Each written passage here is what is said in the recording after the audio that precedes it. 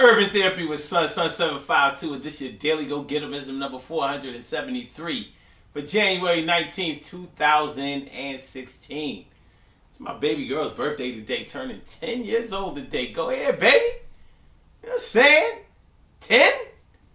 10. I can't believe it. That's the girl that made a man out of me. You know what I mean? I'm so proud of her. So proud of you. Ayana, do your thing. Speaking of doing your thing, today I want to talk about trying to balance out making sure that your kids get the things that they want, or should I say, making sure that they stay fresh, dressed, funky fresh in the flesh, and also being able to keep your bills paid. It's not as easy as it sounds, the whole balancing act. And the reason that it's not as easy as it sounds, as far as I'm concerned, is because you want to make sure that your kids look nice. It's a direct reflection on your parenting skills. You want your kids to look nice and neat, pressed, sharp. We all know about the parent that look dressed to the nines and all of that, and their kids look like rags, like they wearing rags. It's been a long time since I've witnessed anything like that, but that used to go on, frequently enough back in the day. Nowadays, it's not really like that, but what we have is children who like to look fly, depending on how you figure the kids look nowadays, because to me, they just dress alright. Even though they wear a lot of stuff from the 80s, they just look alright. But nonetheless, we have to come up with money for them to get the labels and all of that kind of stuff that they want.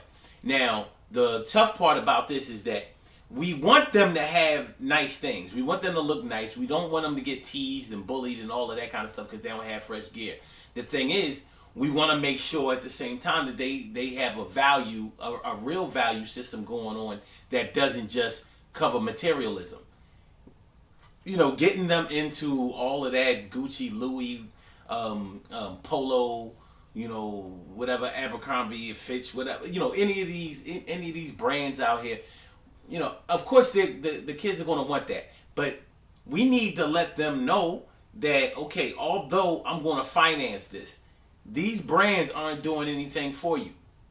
So don't look at them in a way that they validate you. We have to try to find a way to let our kids know that, number one, money don't grow on trees. Remember that? I ain't heard that in a while. Our parents used to say that all the time. Money don't grow on trees. But our children do need to know the value of being fiscally responsible. So they need to know that when mommy and daddy give them money to go buy clothes or whatever, that money comes from us working.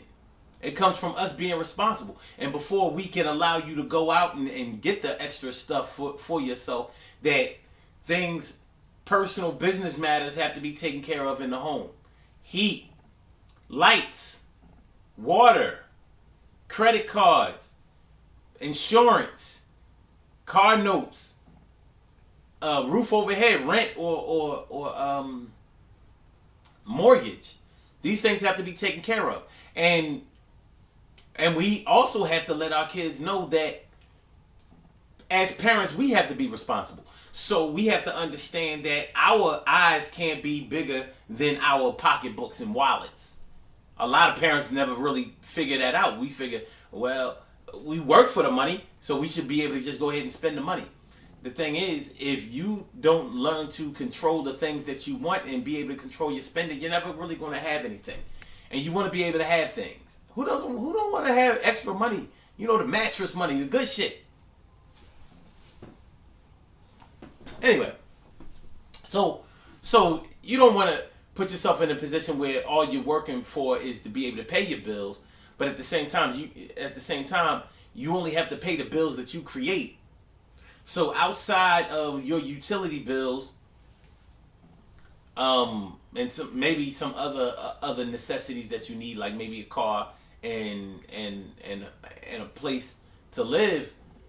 All of those other bills are of our own creation, and we need to be able to relate that to our kids.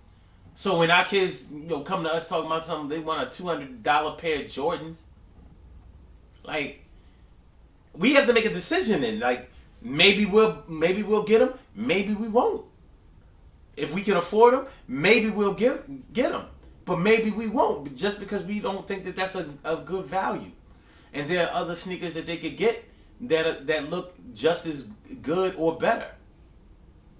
Now we know the kids are going to want that stuff, and when we was younger, we wanted it too. But I come from an era with we had after school jobs. That's what we did. We wanted shit. We worked for shit. I didn't go to my mom and my dad begging for money all the time.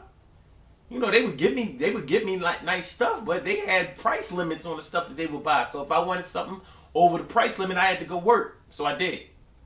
And it's a good idea to teach our kids to do that too. At the same time, I know how I go. You know, if we grew up having modest means, not really being able to have a lot of money to buy extra stuff that we had, and maybe we got teased when we was in school or something like that, and we want to make sure that our kids don't encounter that, even though they, like a lot of schools have the program where they have the uniforms. Y'all know it's ways around all of that, and kids still have the shit that they wear, you know, like on the weekends or whatever, or after school. I've seen kids wear their good fresh clothes under their uniform clothes, so they'll wear their uniforms to school, and then they'll wear their good gear to school, and then put the uniforms over that, and then change out of the uniforms when they go home. So the importance of being fresh is still out there, and so we have to teach our kids how to get around that or work within it, but we can't be going broke because of our sympathy to that. And at the same time, like I said, these labels ain't doing nothing for us. These companies don't care about us. They ain't put no money back in our communities. They ain't even giving our children no money to go to school, to be able to make a career for themselves, so they can be able to afford the things that they want, like these brands. So those are the kind of things we have to make sure that we take care of with our children, you know? Good things happen to those who wait. Great things happen to those who grind. And anything can happen to those who go for theirs. So go hard, go for yours. And one last thing, y'all. We got to teach our children to save money. We have to teach them the value of money. We have to teach them to save money. And we have to teach them how to make money out of the money that they had. In an enterprising fashion that does not involve illegal activities like drugs.